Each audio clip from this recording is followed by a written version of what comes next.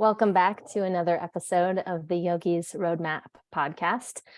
Again, I sit here with my teacher and my mentor and my friend on the path, Bhavani Maki, and it's just such a really wonderful moment in time that we get to sit in conversation together. So thank you for being here with me.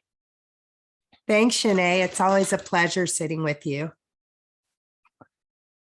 My first question for you today is about practicing on the path of yoga, the path of transformation. And what do I do after I've been going on for a while when I feel stuck? And for me, it's really uncomfortable to feel stagnant or feel like I'm not progressing in some way, feel like I can't go on or I don't want to go on, or when I'm questioning what if what I'm doing is no longer working. Yes. And those are natural occurrences, as far as the steadiness and when you feel like you're not really gaining traction or you've hit a wall or you've hit a plateau. I believe it's Sutra 130. Vyaristyana samshaya pramadalasya virati pranti darshana alapta bhumikatva anavastitatvani chitta vikshepasthentaraya. It's always fun to do that on one breath. But the last two, and depending on the translators, they sometimes allocate them to different challenges. But they cover them all. And alapta bhumikatva and anavastitatvani are the backsliding or the inability to find traction, and anavastitatvani, the inability to find a refined state. And Vyasa, who was the first translator of Patanjali, he says, in those cases, go back to the basics. Go back to the basics. Sometimes we're, and this is a pressure that we feel as teachers as well. Like, how can I present this? How can I make it juicy, etc. But there's so much to discover and things that we feel like we already know. And so just by going back to that kind of the more foundations, we can drop more into the breath and really explore. I mean, I had the most transcendental practice yesterday, walked in with my agenda, and I ended up doing swastikasana for like 40 minutes. And literally it was, sure, I felt my body, the pose held a context for it, but I went into these deep states of shedding and release. So, it might be a reframing of like, what is my approach? Am I still trying to attain something? Am I coming from a place of grasping? How do I even hold my practice? My teacher Rama would always say, we hold the postures to hold the mind, to steady the mind. So, we don't want to confuse like our yoga practice as a workout. And Patanjali is really clear. And it's like, it's not about what you can attain, but what you can throw away. I really have discovered for myself that by integrating other aspects of, of my learning, for instance, the sutra, they really bring to life the practices. The practices authenticate the sutra, and then the sutra open up new possibilities, because we tend to be sthula or more coarse and obvious in our understanding, and it's about sukshma. So, to be able to drop into something that's really basic is very stimulating. Another thing that Patanjali recommends is get up earlier, and that can be really hard. I remember there was a phase after, Nico and the sleep deprivation, and I think it was about 4 years old, and he was sleeping really pretty well. But I had kind of adopted this new modality of exhaustion, and I knew I was getting enough sleep, but I somehow just recalled back from back in the day when I used to get up at 4 a.m, and there was some kind of a wave that was on Courant about, people who committed to 40 mornings waking up at 4 a.m, and how it potentiates your day. It's definitely tapas. It's definitely hard when that alarm goes off, but being able to carve time out for the ritual of practice. I also think because you're a little bit more tired in some ways, that you're a little bit less, clinging or overreaching, and you can really drop into these deep, deep states. But yeah, having that, and then of course, just the pressure of life, really seeing it as being a refuge. Of course, if you're lucky enough to not be an anatta, to have a teacher who inspires you, somebody who continues that learning. And I know for myself, as long as I'm learning, and I've gone down many rabbit trails, I've been deeply interested, as you know, in Ida Rolf's techniques. You can pick up books and things or work with mentors that are in sister fields, and then it brings so much new perspective to what you're doing. But it's really typical that you're going to kind of plateau at certain times, or even backslide where you lose traction.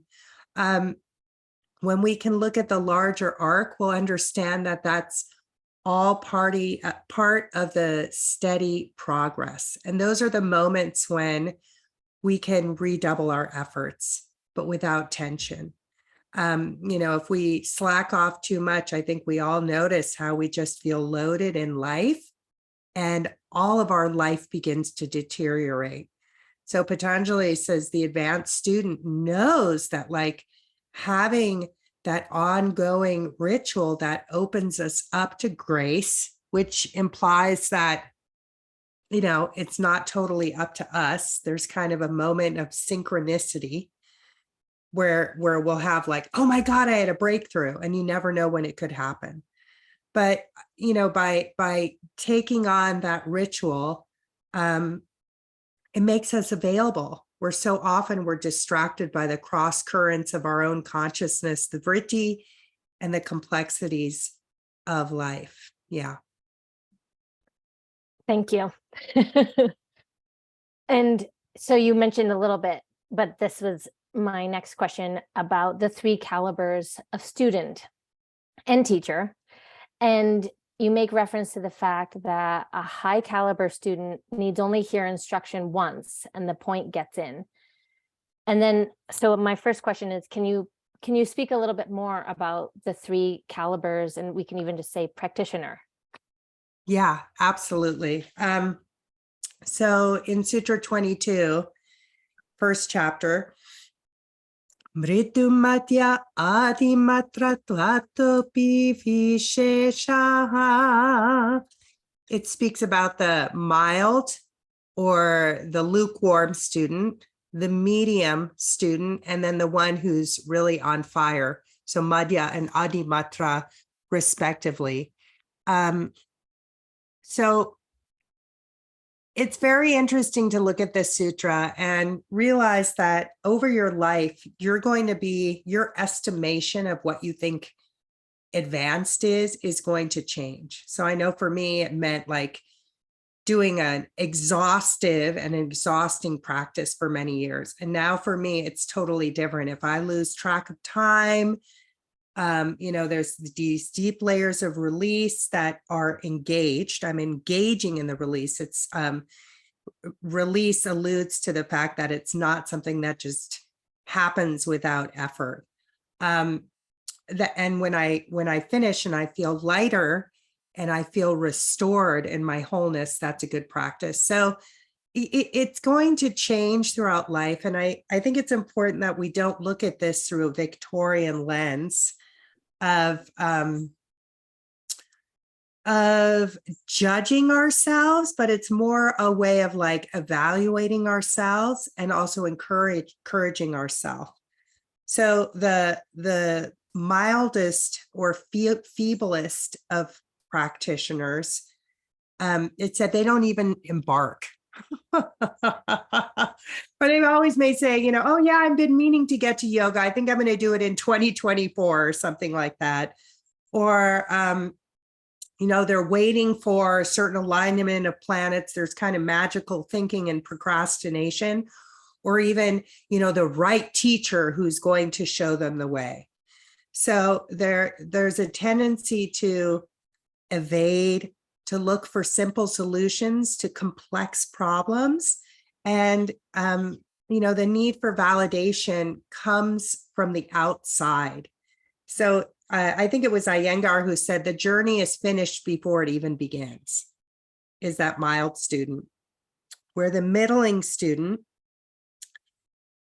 understands the importance of inner peace, but they're still pretty busy. They, and oftentimes our busyness is something that we do unconsciously to really avoid sitting with ourselves and sitting face to face with our stuff. So it's not a top priority, but they realize its validity. And they're unclear in their distinctions between their means and their goals. So whenever a challenge arises, they drop their practice. And I remember my friend Sherry Cassidy, who edited my book, she shared that she went to a Krishna Das gathering, and he had time afterwards for questions. And one of the students said, well, what about those days when you just don't feel like doing your practice? And Krishna Das is usually pretty, demure and whatnot. He got very agitated and his eyes opened wide, and his voice, increased in volume, and he said, "It's not about you." So, realizing that, like, for the harmony in the home, for the harmony in the world, there's so much neuroscience that corroborates this, that we do the practice because it's a way of working with our nervous system, and we evolve the collective nervous system.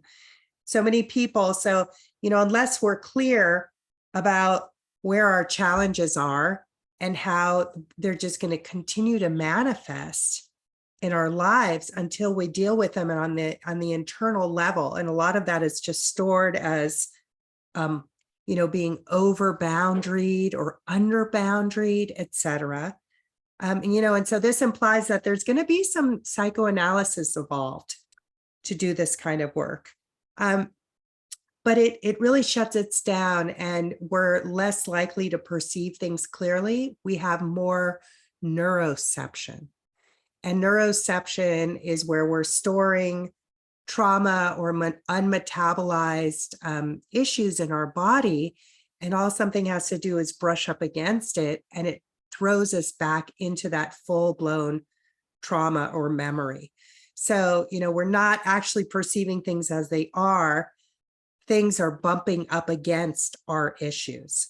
So having that clarity, and I also like to add that, there's the mildly mild, medium mild, and intensely mild. So there's subcategories within each of these. Yeah. And then the highest acumen student, they're inspired. And sometimes, and we have to feed our inspiration. So this is really where we engage in our process. And the prior sutra, some say this is a fourth caliber, some say it's more descriptive of the third caliber. It says, Tivra samveganam asanaha. And samveganam is also a Buddhist term, and it means your passion to let go. So this is someone who is committed.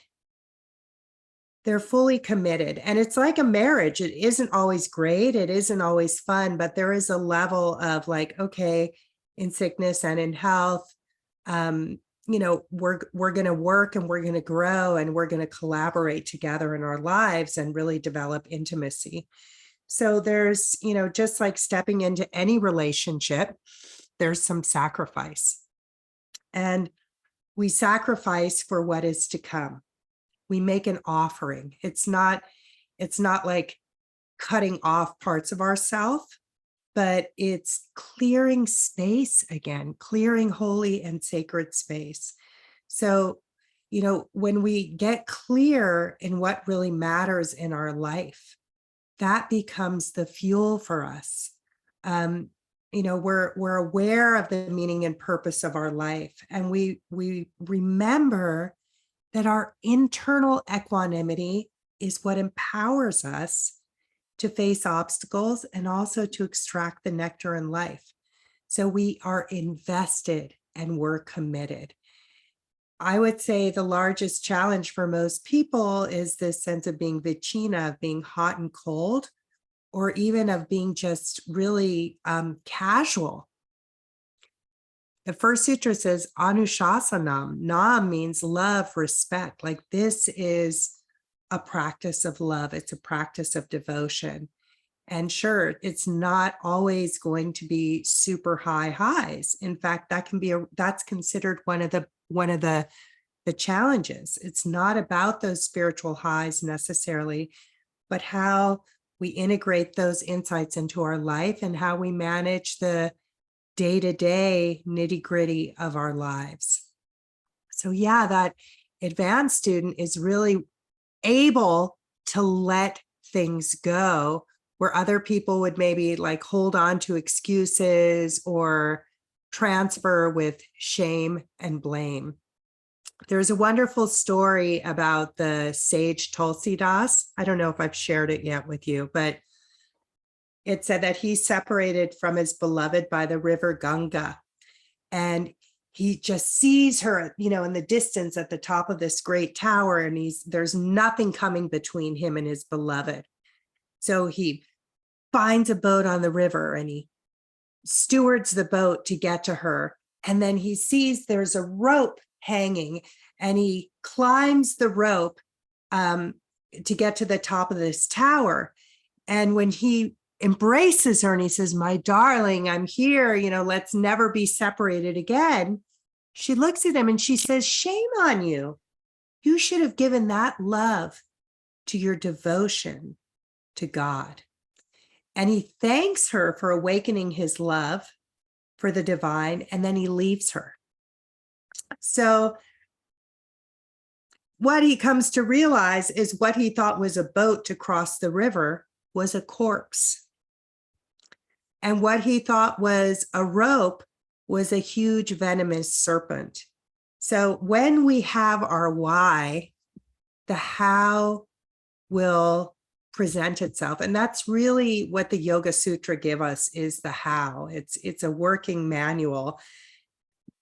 Very much so that when we hit a wall or we kind of fizzle out, we can get some renewed inspiration, and like, oh yeah, this is why. This is how it works, and this is why it matters. Wow. Yes. Thank you. So my second part of this question is, how does one increase the capacity to remember, to stay committed? To remember to stay committed. Yeah, or remember to practice. And remember, to stay committed, because often it's like, life gets in the way, and it's like, I'm inspired by this, 40 days at 4 a.m. Why not? And there are some people that don't have that kind of passion, that maybe have never experienced that passion, but like the capacity, like increasing one's capacity to have that, to stay committed, to remember. Yeah, it's interesting. I mean, there's a ripening process. And I think that eventually, I would have students say to me, "Oh, I've been meaning to come to yoga. I really want to come to yoga." And when I was more snarky back in the day, I used to say, "Don't worry, eventually you won't have a choice." And, because it's kind of true. I mean, we all, at some point, there's just the natural deterioration that occurs in our bodies. If we're going to develop self-care, we have to take ourselves on. So some of us come in with a really strong desire. I know you did. I know I did. It was very much, from the field that I had been grown in and trying to find coherency in my life.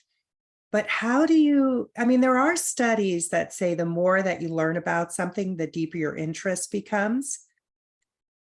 I think there's a big issue with the commitment phobia. So, if you have your why, and sometimes it's not something that you can put your finger on, but it's just knowing that what you've been doing isn't working, that I'm going to try something different. And we know that if we try it for a certain number of days, we burn a new neural pathway. We're going to kind of get out of that old inertia. And I think that's really helpful.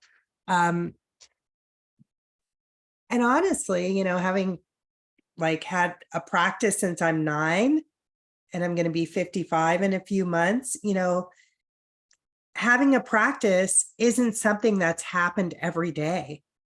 There's been times where it's waned because it had to, because I had, other concerns like a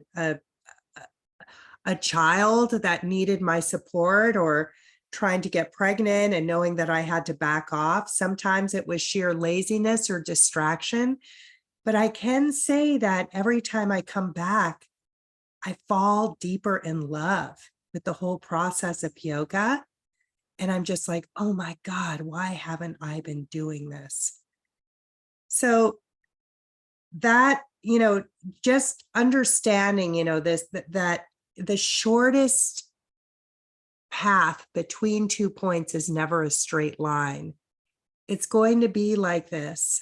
Of course, I'm a deep believer in the Yoga Sutra because they're there to inspire us. They're there to, help us develop deeper inquiry. And the more curious we are, the more we're going to engage and learn. But again, it has to so much deal with how we hold the idea of our practice.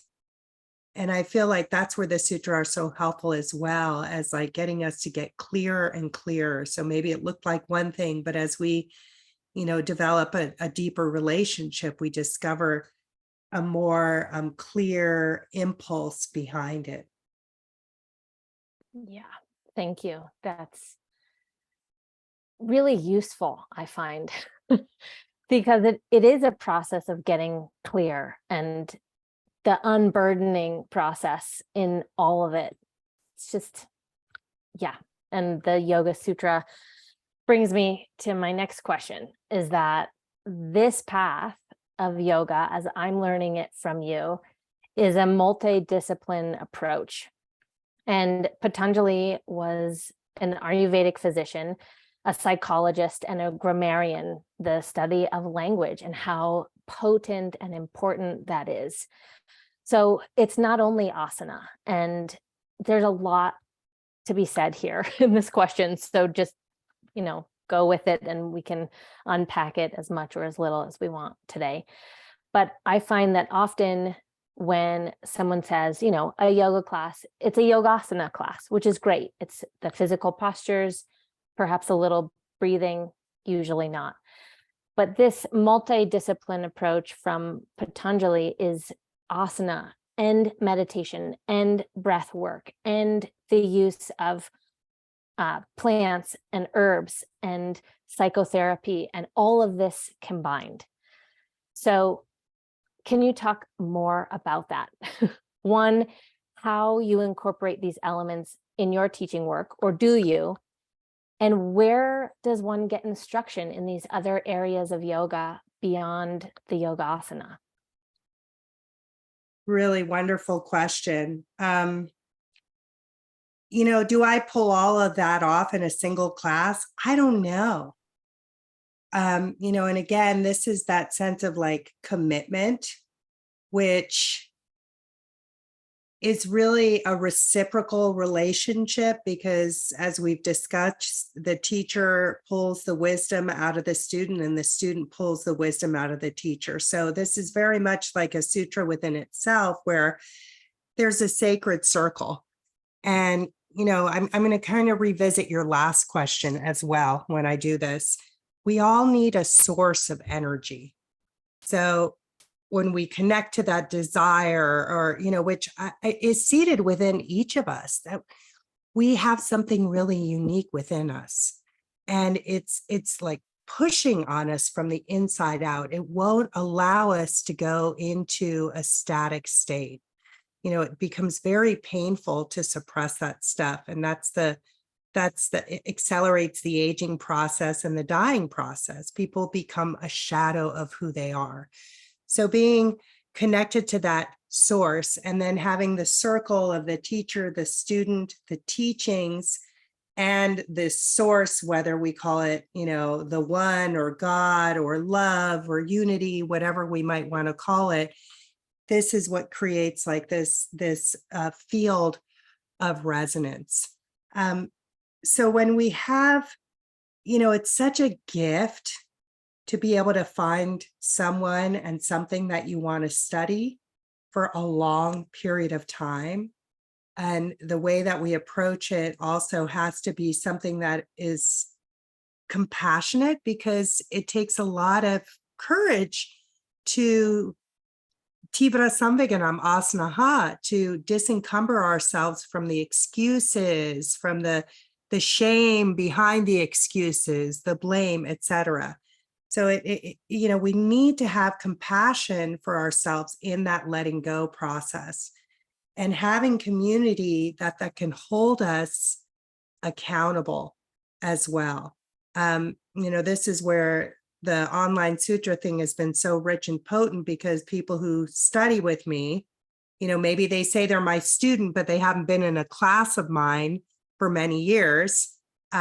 They can come into the online sutra mentorship, even if they've studied the sutras, and the conversations that happen, all of these things start to come in. So, it's very interesting in the West, where yoga has become synonymous with a sticky mat. We know that yoga is so much bigger, and really having the sutra there is what reminds us of it. It's the textbook, it's the guide for us.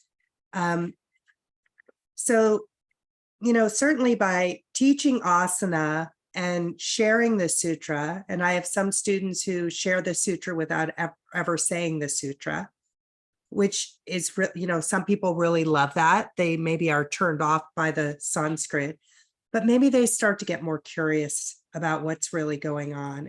And why I love the Sanskrit does it, there's so many layers there, right? Then we need to have time also for the conversations. And I also think this is why people get really lackluster in their practice, is they don't have the conversations. So in the context of the sutra, and it's like a thumbnail sketch of the yogic experience, in which we can pull from our experiences. We can share our challenges. We can also revisit things and discover kind of like, jewels or insights there. We might see a pattern that we didn't recognize before. And they're like prompts for the deeper conversation, which then pulls the insights out of you. If we're having a functional practice in which we're doing the somatics and we're integrating the psychology, it's natural and it's necessary that we're going to revisit our own life story, what we call our karma.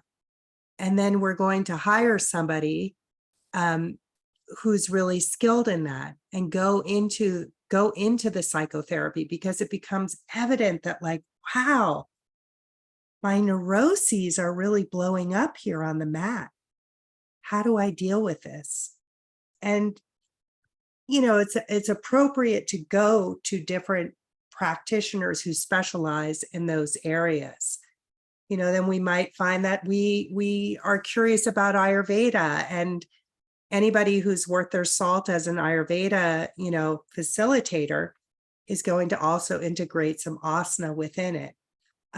So yoga really means the whole, and all of those parts are in it. The wonderful thing is that we'll never get to it all. But if we can have just a container or a community that is willing to grow together, there's going to be time for these questions. And again, I think when people are just, dropping in and dropping out, they're casual in their approach, they don't sit with the information long enough that the process of inquiry deepens. And by the way, this is one of the ways that Patanjali describes that very high acumen student, is that they are willing to sit with the questions instead of trying to find the answer, because they know that the question is what extrudes the juice from their experience and from their practice. So being in that state, and Rama would say, the advanced student hears the prana behind the words. We can get hung up on the words, we can get hung up on the thought process, which occurs in words, but it's really about pratyaksha, about direct experience. It's a whole body kind of a knowing. So we're willing to feel into things.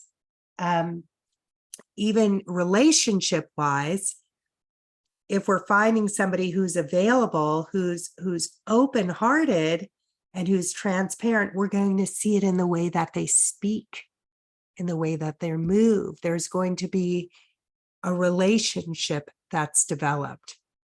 So I really feel like, the tradition of yoga gives us all of that. But yoga as a tradition has become alienated in becoming an industry. So how do we get, maybe even it's not going back there, back to the tradition, but it's, because we are in the 21st century. So we're, we've talked about this before. We're not just going to give everything up. I mean, some people might be able to do that. And this path is ultimately one, I feel, that includes room for it all. It's spacious enough for it all when we're clear, like you've been talking about, when we're clear about what it is that we want and where we want to be going. And so to get back to the foundation, the fundament, the traditional aspects of yoga as all of these elements, does that start? I mean, maybe you can speak a little more about that. Well,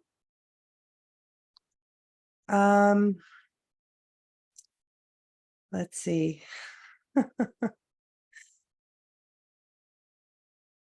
When you're working with somebody who's really seasoned, I don't know that you can find it outside of the tradition, honestly. And it's not that somebody has to be a disciple of a certain lineage. And, honestly, for me, that's a turnoff when people become a zealot.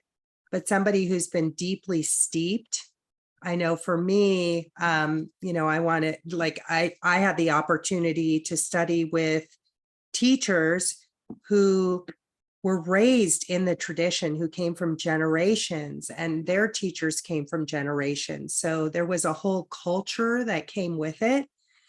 And I was speaking to my husband, Ray, about this some time ago, that, this sense of charisma and how certain teachers, when I had the yoga studio, the yoga shala, it was always really interesting. Like, how do you find the ingredients of a good teacher in one teacher? Some were great students, great practitioners, but they didn't really have the juice to transmit it. They didn't have the energy. Some were great teachers and they didn't have the consistency in practice, and they didn't have the capacity for interpersonal relationships. And it was really difficult to manage them, I mean, as a manager of a yoga school. So, and then it was just like, how do you find somebody who has all those things and then has the Shakti to transmit it? And it was very interesting because my husband responded, well, that's something that you get from those teachers who carry the Shakti. So when we spend time with them, they're lighting us up, looking at them and just being like, how are they, where they are and what have they gone through and all the eddies that they pass through. It gives us a greater appreciation that it's not just a steady incline. And then any of those teachers are going to, they're already integrating that stuff because it's always been part of the tradition. It only got watered down when it left the tradition. So it's a little odd for me to say, to speak about, because I didn't have watered down teachers. And, I was fortunate enough to get into yoga back at a time when it was really held in its integrity and there was a sense of continuity. So I was stepping into something that was a lot bigger, and I feel really blessed because I can see people who don't have that foundation as they don't have sure footing. They don't have sure footing. So it's not so much that you must have a teacher and you must bow to the teacher, but the teacher really empowers you. And that commitment, that's when you're growing together. It's an evolving science, and it's based on love. So sometimes I would even go to see my teacher, not certainly because I wanted to learn, but also out of love and reverence. And then there was always magic. There was always beauty. There was always teachings. And, I was just like open to it and ready to be penetrated by it. And sometimes there'd be a pearl. And when I didn't understand it, that's when it was really interesting to me. And I'd be like, I got to remember this because I don't understand what they said. Was that helpful? Absolutely. Yes. Thank you so much. Because I grew up in this world where the yoga, yoga was out of context. It was it was separate from the traditional elements. And I too am very lucky that I have really wonderful teachers that, incorporate these elements in their teaching. And and I'm often, wondering just, how to even speak about yoga as more than just asana, because also I teach asana, and people come because they want to feel better. And, ways in which my own teaching, I can start to include other elements, not only the Yoga Sutra, but also, the other disciplines in the large umbrella of yoga. And, we're smarter than we think we are, whether we understand it cognitively. So when you meet one of those kinds of teachers, if you're looking for it, you get it. And then it's really on you as far as like, am I going to make space in my life? And maybe it's very pragmatic that you can't do it right now, but you have the project of making that space and realizing that, okay, I'm going to dig into this. And even like at first you're like, wow, this is so incredible. I've never heard this. And then maybe you'll hear it a bunch of times. Can you maintain the steady progress of being like, okay, why are they saying it again? What am I not seeing here? It's so much of what is transmitted is non-verbally. And even if you were to there and take like, a copy of the Yoga Sutras and beat somebody over the head with it, that's not really the way that we're going to penetrate. There's a ripening process. So it is kind of the adventure and the challenge of offering yoga is to meet each student where they're at. So as teachers, we can drop hints, you know, and then we can create offerings. I know for me, when I had my general classes, at least a couple of times a year, I would have an immersion. And people knew that they were signing up for something different than a general class. And that's where I could really weave things in. And then you'd start them like, you know, some might be annoyed or bored, most often not, but most were just like, oh my gosh. And sometimes you don't even know. I'll see somebody decades later and they'll say, you said something that changed my life. You think I did? What was that? You know, let me know. So it is about the timing for people and what you're embodying and weaving, you know, it just like, I can't imagine anymore teaching a yoga class without having the foundation of the sutra, because it really brings back, it speaks to the heart. So yoga isn't so much about like, you know, finding your soul. It's about reclaiming your soul and living from that place where it's really coming from your own experience and your own desire. And what I found is, you know, over time, instead of like reaching for my wholeness, it's like Yogananda said, I never break my appointment with God. And that yeah, sometimes it's hard and sometimes I don't feel like I have the energy. But when I get out there on the mat and, you know, or I do a little bit of study, it starts to light me up and fill me up. Like I never regret it. So it's really the ritual of tending to the love inside of ourselves. So finding, you know, it is this heart to heart tradition, and finding somebody who's really in love with the process and love with the learning, you know, is going to ignite that for you.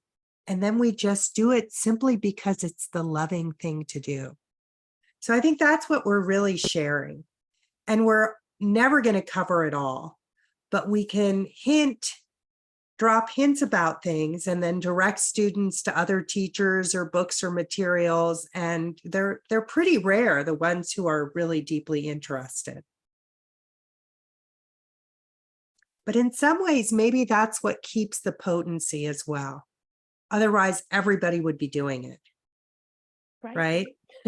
So it keeps a certain level of potency. The ones who are like, it's just this burning desire within them. And Patanjali in that sutra, Tivra Samveganam Asanaha, is like, if you really are deeply in touch with that desire, success is already within reach. It's like you're already successful if you're living with desire. Brilliant. Thank you so much. Anything else you want to add to our conversation today?